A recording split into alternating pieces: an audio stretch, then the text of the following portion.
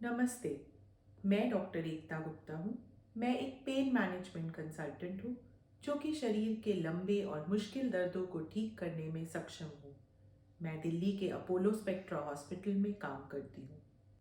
ये शियाटिका क्या है? क्या हर वो दर्द जो कमर से पैर में जा रहा है वो शियाटिका का दर्द है? एक्चुअली अगर इसे सिंपल लैंग्वेज में समझें तो शियाटिक एक नर्व का नाम है, एक नस का नाम है।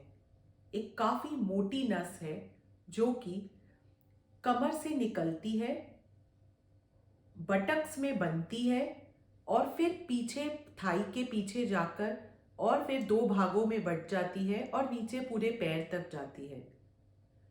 अगर उसके पूरे रास्ते में कहीं भी ये नस इरिटेट हो जाए या इसके ऊपर कोई दबाव पड़े तो उससे दर्द पैदा होता है। इसे ही शियाटिका का पेन कहते हैं।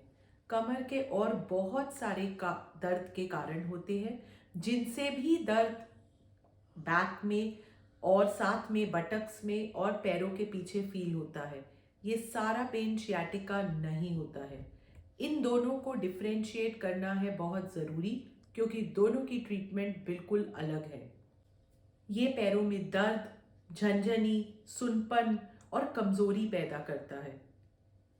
यह दर्द अक्सर एक तेज करंट की तरह एक बहुत पतले बैंड में फील होता है।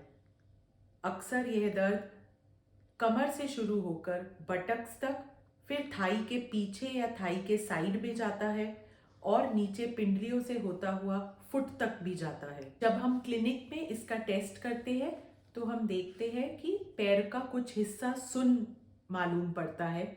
वहाँ की मसल्स की टेस्टिंग करते हैं तो वो कमज़ोर पाते हैं और एक रिफ्लेक्सिस टेस्ट करते हैं, वो भी कमज़ोर आते हैं। शियाटिका का सबसे कॉमन कारण है डिस्क प्रोलैप्स, यानी कि स्लिप डिस्क या डिस्क का रप्चर होके उसके अंदर का सामान बाहर आ जाना। आप इस पिक्चर में देखेंगे तो नीचे वाले लेवल पे डिस्क हर्निया दिख रहा है, जिससे कि तेज शियाटिका का पेन फील हो सकता है। और इसी पिक्चर में ऊपर वाले लेवल पे बस डिस्क बल्ज है। इस डिस्क बल्ज से शियाटिका का पेन होना के चांसेस बहुत कम है। 60% पेशेंट्स में L4-5 लेवल पे डिस्क हर्निएशन होता है, 30% पेशेंट्स में L5-S1 पे और 10% पेशेंट्स में L3-4 लेवल पे हर डिस्क हर्निएशन होता है। अच्छी बात यह है कि 60 से 70% पेशेंट्स में बहुत जल्दी कुछ ही हफ्तों में शियाटिका का दर्द काफ़ी हद तक बिना ऑपरेशन के केवल दवाइयों से ही पूरा ठीक हो जाता है। बड़ी फटी हुई डिस्क ज़्यादा जल्दी ठीक होती है और जिस डिस्क के हर्निया से छोटे डिस्क के मनके बन जाते हैं उसे ठीक होने में ज़्यादा समय लगता है। अगर डिस्क का सामान एक साइड से निकलने की बजाय बीच में से निकले तो वह एक साथ स्पाइनल कॉर्ड से निकलने वाली नीचे की सभी नसों को एक साथ दबा देता है, यानी कि L3-4-5, S1-2-3-4-5 इन सभी नसों को एक साथ दबा देता है। इस पूरे सिंड्रोम को हम कॉडा इक्वाइना सिंड्रोम कहते हैं। लकीली ये काफ़ी कम मरीजों में देखा जाता है, बट हाँ, ये एक सर्जिकल इमरजेंसी है। शियाटिका के दर्द के आराम के लिए अक्सर pain killers, muscle relaxants, opioids, ये सब दवाइयाँ इस्तेमाल करके मैंने बताया 70% मरीजों में कुछ ही हफ्तों में अच्छा आराम मिल जाता है। लेकिन अगर इन दवाइयों से आराम नहीं मिल पा रहा है तो हमें नस के आसपास की सूजन को कम करने के लिए और बेहतर उपाय इस्तेमाल करने होंगे। इसमें से एक तरीका है एपिड्यूरल इंजेक्शन, यानी कि जहाँ पे नस दबी है और जहाँ पे सूजन है वहीं डायरेक्टली एक्सरे में देखते हुए उसी जगह पे अगर हम सूजन कम करने की दवाई डाल दें तो दवाई ज़्यादा कारगर भी होगी और जल्दी भी काम करेगी।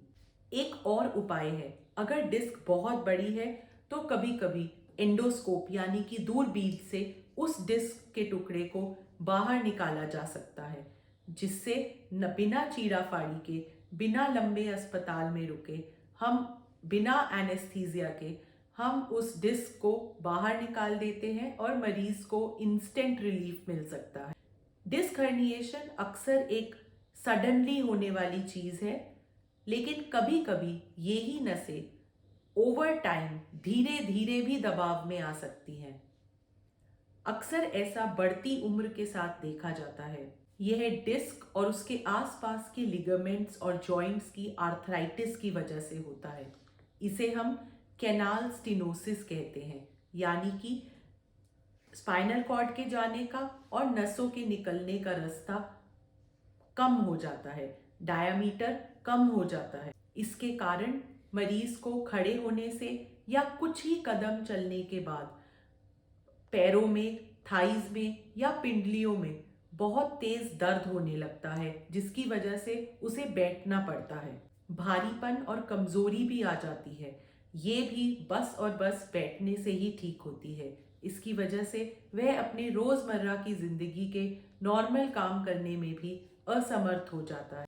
इसकी सर्जरी कर नसों के रास्ते में आने वाली सभी हड्डी, लिगामेंट, डिस्क इन सबको निकाला जा सकता है और वापस से नसों का रास्ता खोला जा सकता है। परंतु हर मरीज सर्जरी के लायक नहीं होते हैं और सर्जरी और एनेस्थीसिया के रिस्क को टॉलरेट करने की उनकी बॉडी में इतनी ताकत नहीं होती है, स्पेशली ओल्ड एज ग्रुप में। बिना सर्जरी के भी हम इस दर्द को ठीक काफ़ी हद तक किया जा सकता है। दवाइयाँ हैं, फिजिकल थेरेपी है, एक स्पेशल तरीके के एपिड्यूरल इंजेक्शन है। अपने रोज़ के काम करने के लिए अक्सर मरीज समर्थ हो जाते हैं और ज़रूरत पड़ने पर ये बहुत ही नॉन इन्वेजिव, बिना हॉस्पिटल में एडमिट हुए कुछ ही घंटों में इनका असर भी आ जाता है। इन्हें दोबारा भी परफॉर्म किया जा सकता है। ये बिल्कुल सेफ होते हैं।